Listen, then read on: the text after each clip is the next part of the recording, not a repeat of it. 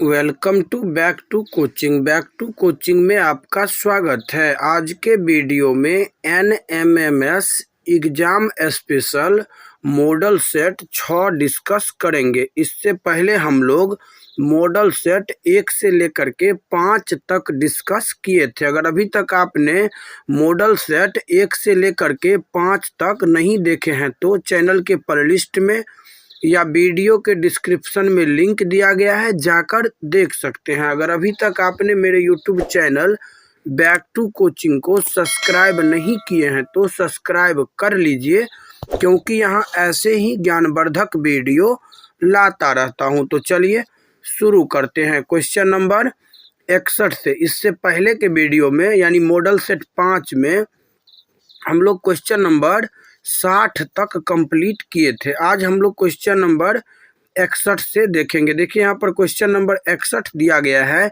कि महरौली में जंग रहित लौह स्तंभ किसने स्थापित किया। ऑप्शन दिया गया है गुप्त, सातवाहन, मौर्य, कुषाण।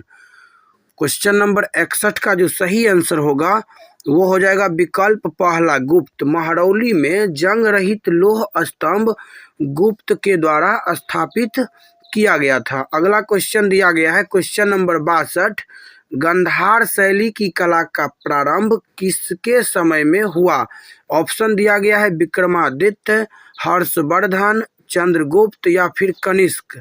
इसका जो सही आंसर होगा वो हो जाएगा विकल्प चौथा, गांधार शैली की कला का प्रारंभ कनिष्क के शासनकाल में प्रारंभ हुआ था। अगला क्वेश्चन दिया गया है क्वेश्चन नंबर 63, मुसलमानों को पृथक निर्वाचन का अधिकार किसके द्वारा दिया गया।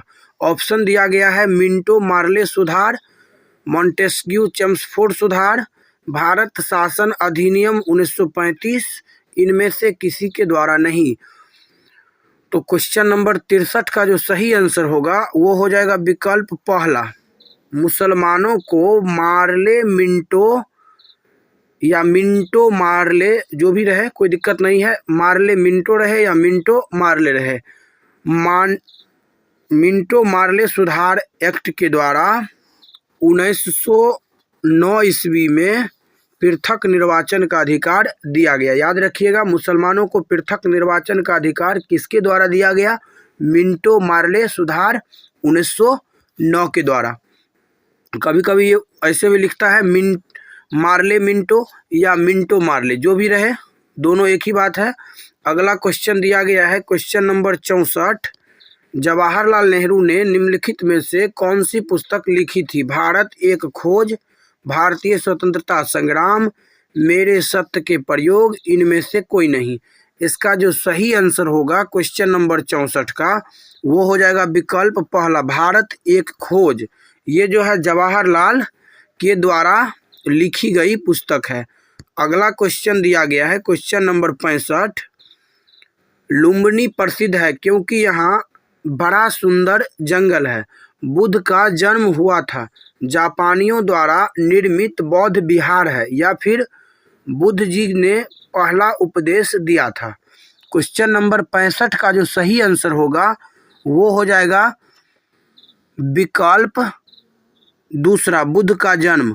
बुद्ध का जन्म हुआ था लुम्बिनी में, इसीलिए लुम्बिनी जो है प्रसिद्ध है। अगला क्वेश्चन दिया गया है क्वेश्चन नंबर 66, पराधीन भारत के अंतिम वायसराय थे Lord Macaulay, Lord Mayo, Lord Cornwallis, Lord या फिर लॉर्ड माउंटबेटन। क्या है, लॉर्ड माउंटबेटन। क्वेश्चन नंबर 66 का जो सही आंसर होगा वो हो जाएगा विकल्प चौथा, लॉर्ड माउंटबेटन। पराधीन भारत के अंतिम वायसराय अगर पूछा जाए तो हो जाएगा लॉर्ड माउंटबेटन। अगला क्वेश्चन दिया गया है भारत का नेपोलियन किसे कहा जाता है।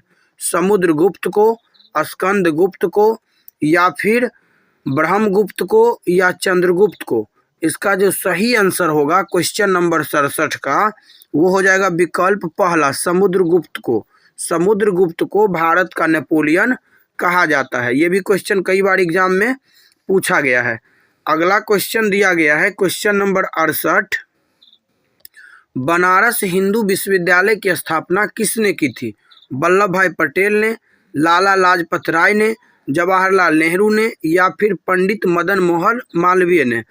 तो क्वेश्चन नंबर 68 का जो सही आंसर होगा वो हो जाएगा विकल्प चौथा, पंडित मदन मोहन मालवीय ने। बनारस हिंदू विश्वविद्यालय की स्थापना पंडित मदन मोहन मालवीय के द्वारा किया गया था। अगला क्वेश्चन दिया गया है क्वेश्चन नंबर 69, भारतीय राष्ट्रीय कांग्रेस की स्थापना कब हुई थी? 1885 ईस्वी में, 1890 ईस्वी में, 1884 ईस्वी में, 1905 ईस्वी में। इसका जो सही आंसर होगा वो हो जाएगा विकल्प पहला, 1885 ईस्वी में।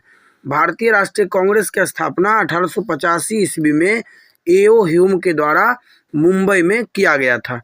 अगला क्वेश्चन दिया गया है क्वेश्चन नंबर 70, थियोसोफिकल सोसाइटी की स्थापना किसने की थी? एनी बेसेंट, मैडम ब्लावत्स्की और कर्नल ओलकॉट, स्वामी विवेकानंद, इनमें से कोई नहीं। क्वेश्चन नंबर 70 का जो सही आंसर होगा वो हो जाएगा विकल्प दूसरा, थियोसोफिकल सोसाइटी की स्थापना मैडम ब्लावत्स्की और कर्नल ओलकॉट के द्वारा किया गया था। अगला क्वेश्चन दिया गया है क्वेश्चन नंबर 71, किस संधि में टीपू को अपना आधा राज अंग्रेजों को देना पड़ा? देखिए बहुत अच्छा क्वेश्चन है। किस संधि में टीपू को अपना आधा राज अंग्रेजों को देना पड़ा? ऑप्शन दिया गया है समझौता संधि, श्रीरंगपट्टनम की संधि, डलहौजी संधि, या इनमें से कोई नहीं। इसका जो सही आंसर होगा वो हो जाएगा विकल्प दूसरा, श्रीरंगपट्टनम की संधि जो हुआ था या श्रीरंगपट्टनम की संधि जो हुआ था उसमें टीपू सुल्तान को अपना आधा राज अंग्रेजों को देना पड़ा था। अगला क्वेश्चन दिया गया है क्वेश्चन नंबर 72, गांधी जी ने सविनय अवज्ञा आंदोलन कब प्रारंभ किया? 1935 ईस्वी में, 1931 ईस्वी में, 1927 ईस्वी में, या 1930 ईस्वी में। इसका जो सही आंसर होगा वो हो जाएगा विकल्प चौथा, 1930 ईस्वी में। यानी कि महात्मा गांधी के द्वारा सविनय अवज्ञा आंदोलन 1930 ईस्वी में शुरू किया गया। अगर पूछा जाए कि असहयोग आंदोलन कब शुरू किया गया तो याद रखिएगा 1920 ईस्वी हो जाएगा। अगर भारत छोड़ो आंदोलन तो 1942 ईस्वी हो जाएगा। क्या होगा? तो 1942। भारत छोड़ो 1942, असहयोग 1920 और सविनय अवज्ञा आंदोलन 1930। अगला क्वेश्चन दिया गया है क्वेश्चन नंबर 73, शांति निकेतन की स्थापना किसने की थी? स्वामी विवेकानंद ने, रविंद्रनाथ टैगोर ने, रामकृष्ण परमहंस ने, या फिर इनमें से कोई नहीं।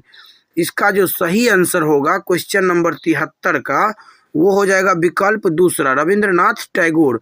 रविंद्रनाथ टैगोर के द्वारा शांति निकेतन की स्थापना किया गया था। अगला क्वेश्चन दिया गया है क्वेश्चन नंबर 74, ब्रह्म समाज की स्थापना कब हुई थी? ऑप्शन दिया गया है 1828 ईस्वी, 1832 ईस्वी, 1840 ईस्वी, 1835 ईस्वी। इसका जो सही आंसर होगा वो हो जाएगा विकल्प पहला, 1828 ईस्वी। याद रखिएगा ब्रह्म समाज की स्थापना 1828 ईस्वी में किया गया था। आप लोगों को कमेंट में बताना है कि ब्रह्म समाज की स्थापना 1828 ईस्वी में किसके द्वारा किया गया था।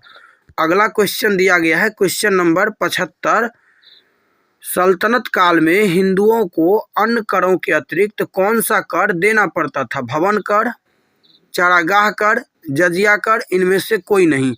इसका जो सही आंसर होगा वो हो जाएगा विकल्प तीसरा। क्या होगा? विकल्प तीसरा, जजिया कर। सल्तनत काल में हिंदुओं को अन्य करों के अतिरिक्त जजिया कर भी देना पड़ता था। अगला क्वेश्चन दिया गया है क्वेश्चन नंबर 76, किस शासक ने सीधी भर्ती द्वारा सेना का निर्माण करने तथा नकद वेतन देने की प्रथा चलाई? ऑप्शन दिया गया है अलाउद्दीन खिलजी, मोहम्मद तुगलक, बलबन, या पृथ्वीराज चौहान। इसका जो सही आंसर होगा वो हो जाएगा विकल्प पहला, अलाउद्दीन खिलजी। याद रखिएगा अलाउद्दीन खिलजी के द्वारा सीधी भर्ती द्वारा सैनिकों का निर्माण किया गया, यानी कि सैनिकों का सीधी भर्ती किया गया और नगद वेतन देने की प्रथा चलाई गई। अगला क्वेश्चन दिया गया है क्वेश्चन नंबर 77, किस युद्ध में टीपू सुल्तान वीरतापूर्वक लड़ते हुए मारा गया? तृतीय मैसूर युद्ध में, चौसा के युद्ध में, चतुर्थ मैसूर के युद्ध में या इनमें से कोई नहीं। इसका जो सही आंसर होगा वो हो जाएगा विकल्प तीसरा, यानी कि चतुर्थ मैसूर युद्ध में टीपू सुल्तान वीरता पूर्वक लड़ते हुए मारा गया। अगला क्वेश्चन दिया गया है क्वेश्चन नंबर 78, भारत छोड़ो आंदोलन कब प्रारंभ हुआ। देखिए, भारत छोड़ो महात्मा गांधी के द्वारा किया गया था। अब पूछा जा रहा है कि कब किया गया था। ऑप्शन दिया गया 1945, 1945, 1949, 1946।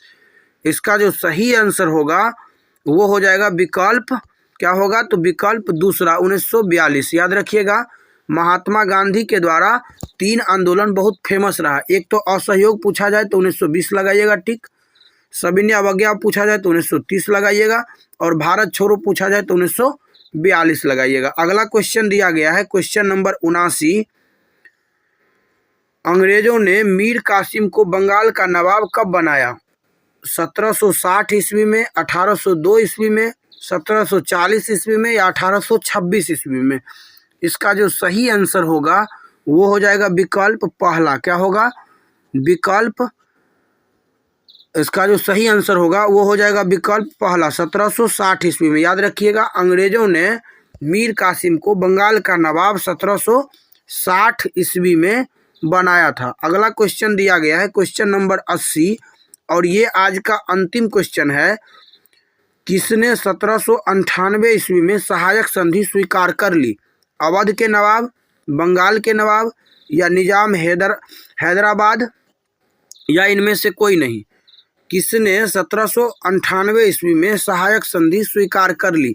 ऑप्शन दिया गया है अवध के नवाब, बंगाल के नवाब या फिर निजाम हैदराबाद या इनमें से कोई नहीं। इसका जो सही आंसर होगा वो हो जाएगा विकल्प तीसरा।